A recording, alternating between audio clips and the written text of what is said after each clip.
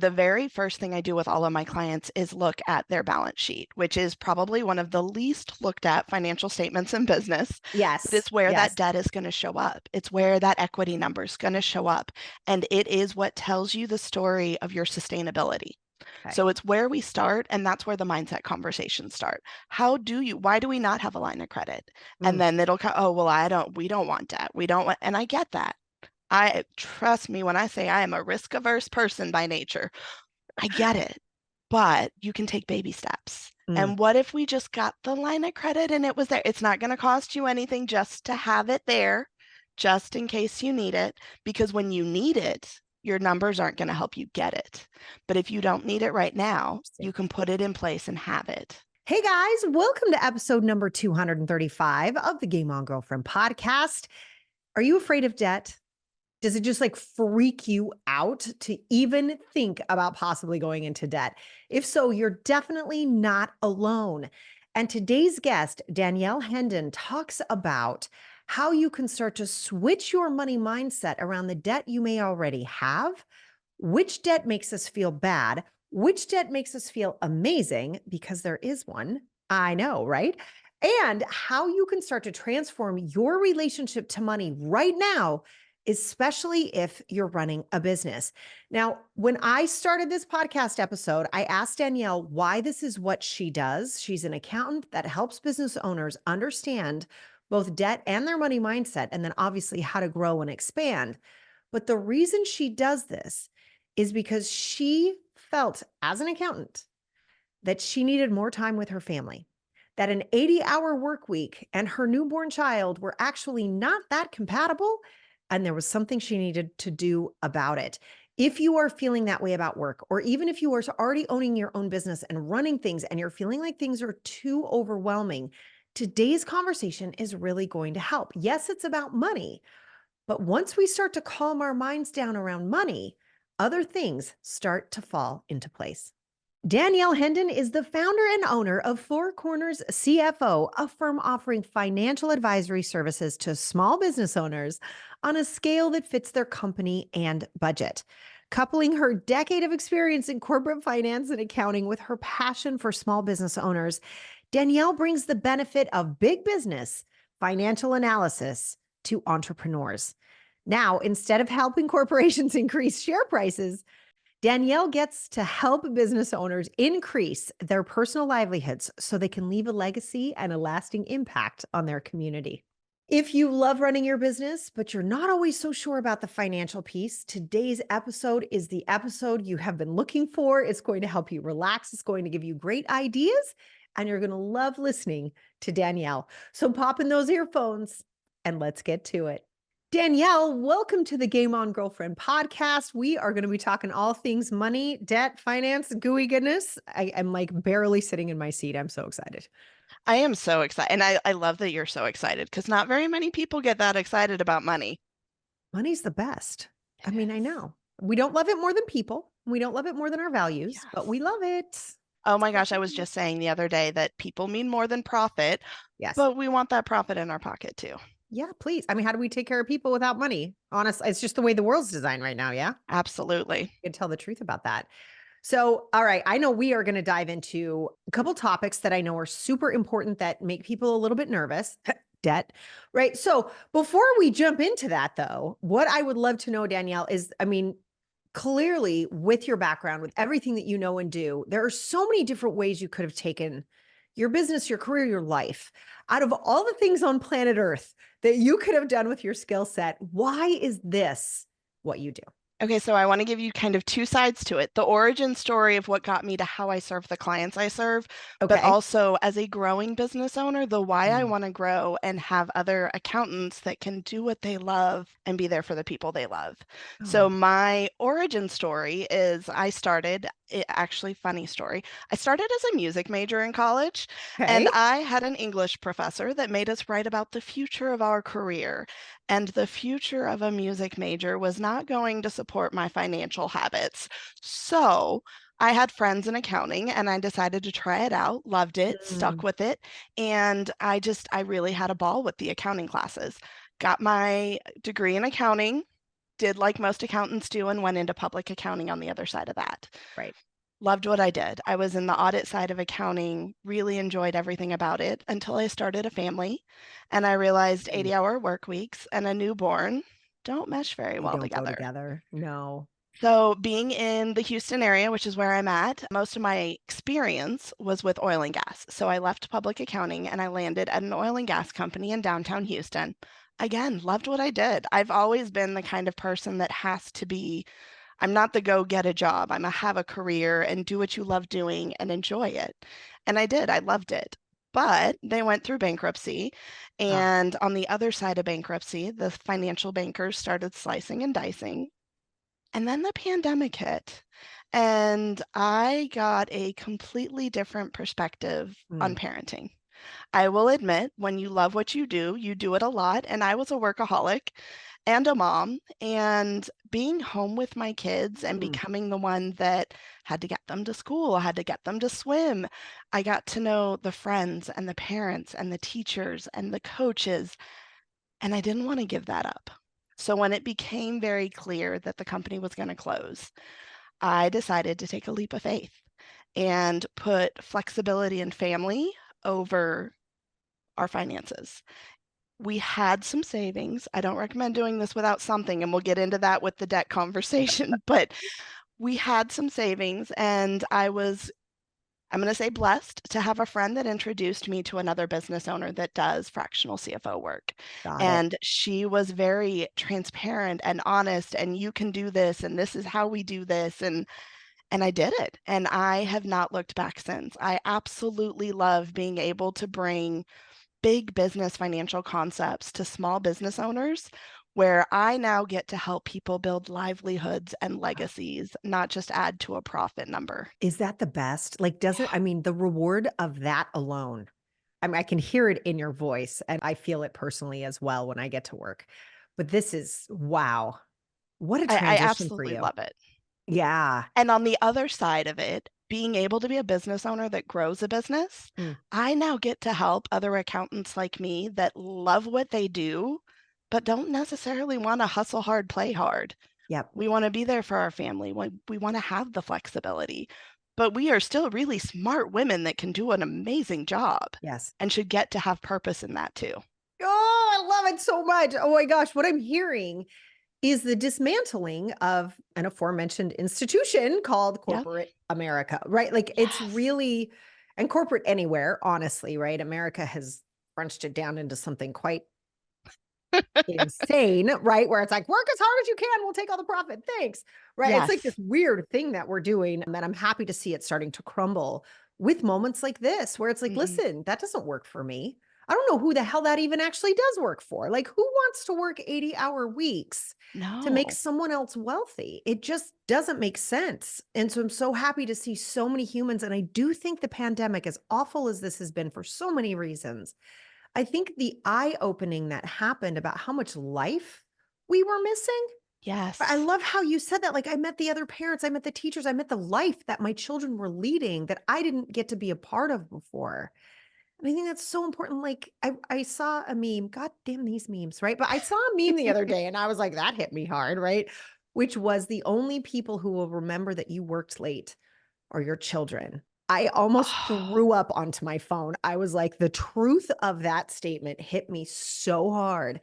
And every time we can support each other with that reminder, because even as my own business owner, I'm a single mom. There are nights I'm in here working until yep. 8:30. No, I am. I do. I love it so much. And it was such a special reminder for me that even in the midst of that, there's something so much more important going on that we're working to make that money to participate in. So let's actually start participating in it. I love how you did Oh, that, Danielle. yes. Such a beautiful story. Oh, thank you. It's been an amazing journey, and I cannot fathom going back. Like it's not an option.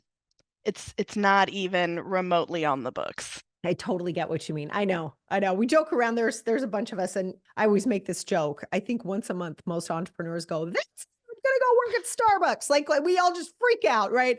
And it's a normal thing, and we want to Yep. normalize that too. You're gonna have days like that, right? But then we always laugh. Like there is nothing I could ever do that gives me this much freedom, that makes me this much money, right? And allows me to Absolutely. contribute to the world at this level. There's just nothing else. And flexibility. Like I Mm, know so many people, there's the external perspective that being an entrepreneur means doing whatever you want whenever you want. And let's be honest, that's not true. correct. There's a lot of work that goes into running a business, Yes. but there's a lot of flexibility. I may be online at 8:30 at night working, but it's because I got off at 4 o'clock to go pick my kids up from school and take them to swim practice and watch them swim. Yes.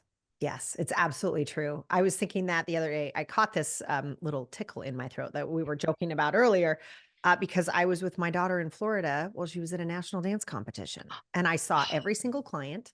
I got every single thing done with work that I needed to do. And I was able to be in a different state doing something just for her. And it's like that kind of flexibility. I couldn't do that with a boss, right? They would be like, what are you Hmm. doing? Because the structure isn't built that way. And I'm so happy we're dismantling it. So happy. Okay, so we could talk about this for about 3.5 hours. We could. So, all right, let's jump into money mindset for entrepreneurs. If I could, I'm going to ask you a question that you did not know I was going to ask you. I'm so sorry. I hope that's okay.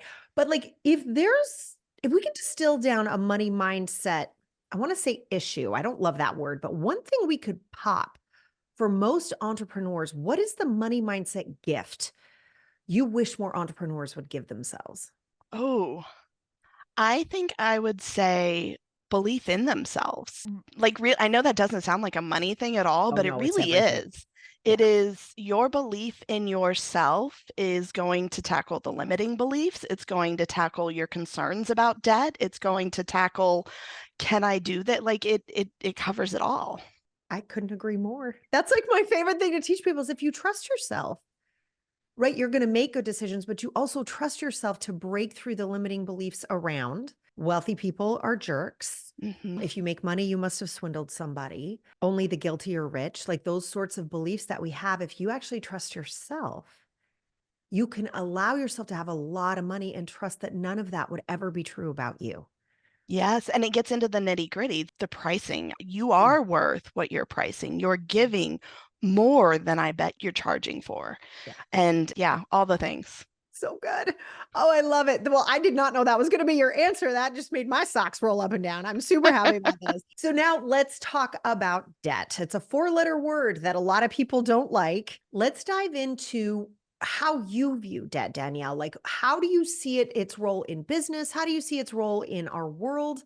And the morals that get kind of tied up into it. Let's dive into this a little bit. How do you view debt when it comes to business? I want to start by normalizing how I think a lot of us view debt, because Okay. the way I view it is not necessarily the way a lot of people view it when they first think about debt.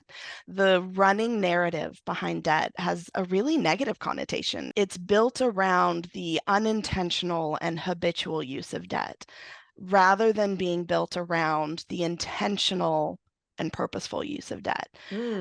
Big So a difference. lot of us may have a credit card that we swipe consistently, and I hope you're paying off. But if you're not, you probably do fall into that unintentional habitual use of debt.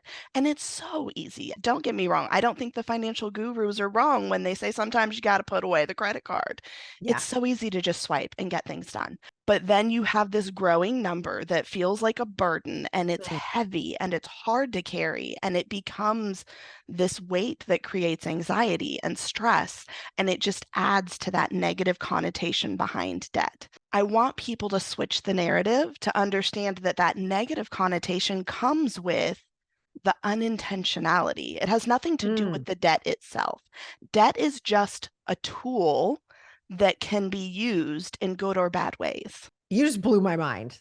I don't know if you guys are not watching this on YouTube, you have to go see the face I just made because oh my God, that you just like something clicked in my brain there that I don't think ever has. It's like the accidental, unintentional spending, right? Where it's like, what is wrong with me?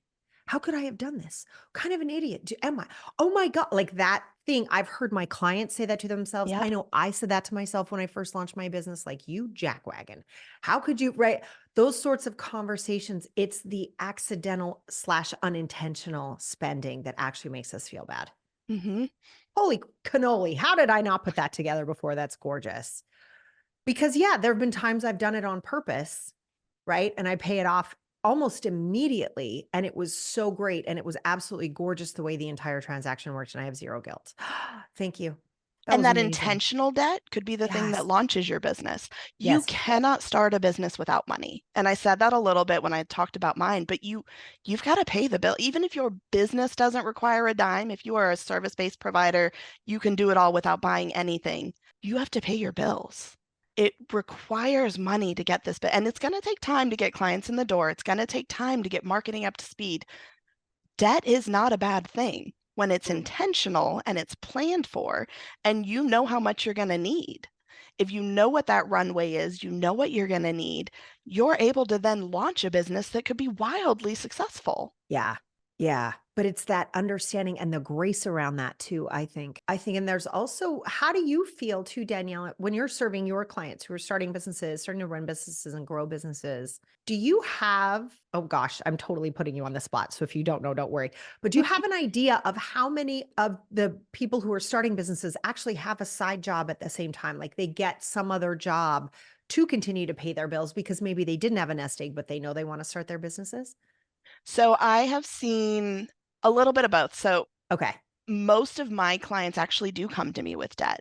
And I can tell very quickly when I look at their numbers if they were paying themselves from debt when they started. And then we Okay. can have a conversation about where do we go from here? Mhm. I will give you an example. One of my clients is wildly successful right now, but when he came to me 2 years ago, we had in financial terms called negative equity, which is what tells me you've been paying yourself from debt because you brought money in without bringing income in, and that's how you paid the bills.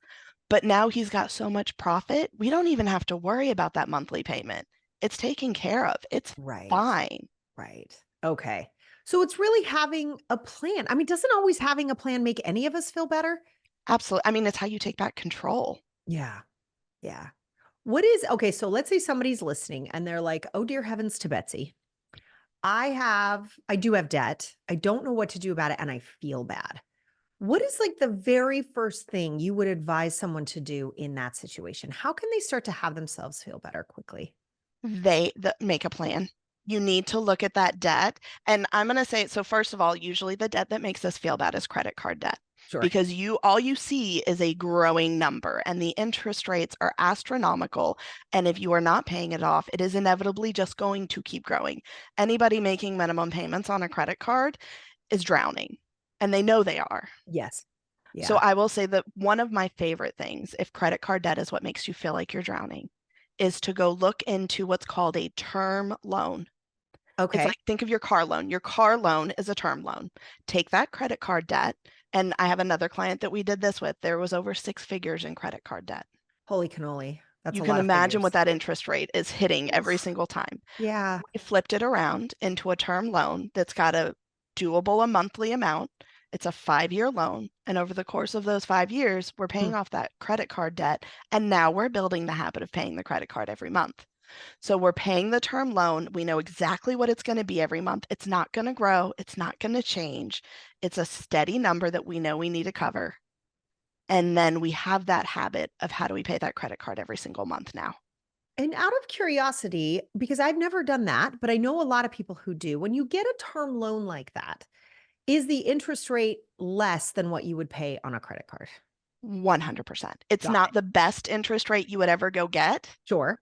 but it will be less than what you're going to pay on your credit card. Got it. Okay.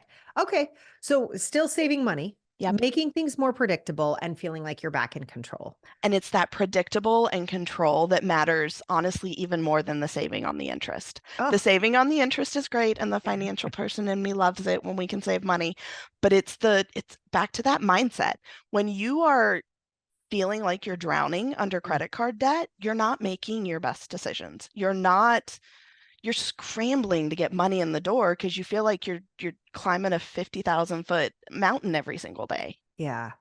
And it's the emotion attached Mhm. to the behavior, right? That really drives the actions. It is. And that is why, so second to converting to term loans, if you have a ton of credit card debt. If you are listening to this right now and you're like, I don't really have a lot of debt, there is one piece of debt I recommend every business owner have, and it's a line of credit Ah, okay. because everybody needs a safety net. And we talked about it's hard to make that savings plan when you're just starting out. It's Yeah. hard to put aside money when you've got to pay the bills and you've got to put it back in the business and you've got to do things to grow. But a line of credit gives you just enough cushion and space to think straight when Mm. things get crunched. Because it really, God, that really is. Boy, fear makes us stupid, doesn't it? You would accept the worst client in the Yeah. world Yeah. to stay above water. It's true. I've done it. I've done it. I remember my first year, there was one, I was like, I really should not work with this person, but it was like, oh, but I need the money, and it was the worst experience I've ever had. And it ended up really costing me. I actually love telling this story. It ended up costing me because I got scared to bring on new clients after that. And so for 3 months after that, I didn't bring on anybody. And it was that fear of, oh my Hmm. gosh, I need to bring in more money. And I made a really stupid decision.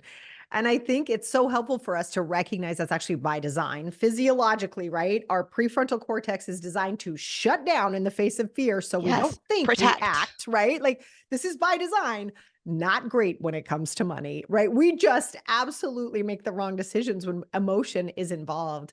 Do you help your clients work through how to pull emotion out of financial conversations?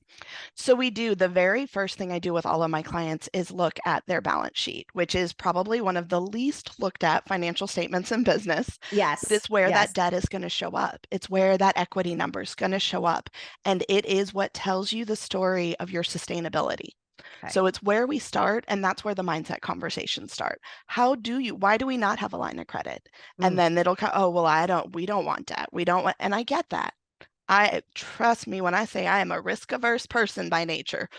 I get it, but you can take baby steps. mm. And what if we just got the line of credit and it was there? It's not going to cost you anything just to have it there, just in case you need it, because when you need it, your numbers aren't going to help you get it. But if you don't need it right now, you Interesting. can put it in place and have it. That's brilliant. That's brilliant. So it's calming that like response down, even if you're not going to use it right this minute. Hmm. Yeah, so good. Okay. Okay. So balance sheet is one of the first things we look at to tell the story of the business. What is another thing? Let's say someone's actually they're feeling good. Maybe they don't have debt in their business. They're like, okay, all right, we're doing good things. Where would you advise people to either invest or where do you see business owners make mistakes around not growing when they could? Ooh, limiting beliefs. So, one of my favorites when it comes to this is hiring that first employee. Ah, okay. That Say is more. one of those scary moments where you're like, how do I know I'm going to be able to pay payroll every month? Mhm. Mhm. And it comes back to building a plan. It is part of having a budget and a plan. So your budget is your plan for your financial numbers. And we can look at what you've done last year, what you're doing this year, what are we expecting to come in? I will say 90% of the time, hiring an employee is almost always the right decision. When they are a revenue generating employee, and usually your first hire is, usually it's somebody to help do the doing, Yes. and they're helping to generate revenue. And then you free up space to grow. Mm. Because if you're the only one doing the doing in your business, you cap out real quick. Real quick. And you're not selling. Right, Hmm. because you're doing, right? You're not creating, you're not generating. It's very, very challenging. It is. Okay. And it is another one of, I'm going to talk line of credit all day long. It is one of my favorite reasons to have a line of credit because when Mm, someone tells me, I don't know if we can pay, I'm going to be honest and tell you it will take about 3 months to get an employee up to speed. You're going to need a good 3 months to be able to get them to actually being revenue generating. got And it. a That's a line of good that's credit a is good a thing to really good know. way. Sorry, say that again. Sorry, Danielle. I Sorry, was just excited because 3 months was like, that's a good, I didn't never heard that before. Exactly that specifically. So that was awesome. it takes well, and if you think about because you've got to train them on who you are, you've got to train them on who the business is and what they need to do. In my experience, at least with professional service-based businesses, when you're doing that kind of thing, Mm. you need repetition. So they've got to get at least a month or two of repetition before they're doing it efficiently. Oh, I love it. And That makes then sense. and to pay them for those 3 months when they're not making money is a really scary concept. That's exactly what a line of credit's built for. It is built for short-term financial reasons because when they are revenue generating, your profits are going to be exponential. Now that Right. you've got this person doing these things, you're going to have exponential profit coming out of the other side that very easily pays that line of credit right back Mm. off. I love that 90% of the time this is the right decision. That is so good. I think that's something I really hope people take that away from today because I have also found with my clients when they're ready to grow, like the best next step they can take is hiring someone. And there's a fear that is financial for sure. So that's why I love the 3-month idea, but it's also emotional. Like they're not going to do Yes. this like me.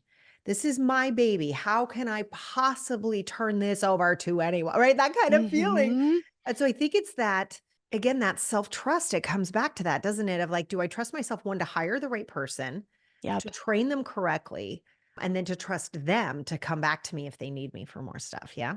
It is, but again, it is the most rewarding feeling to be a business owner that can hire people Oh, it and is. can help other people have the flexibility that we love. Yep, it's a true story. I know, I get really excited when we do payroll every Friday, and I actually get excited because it's like, Yes.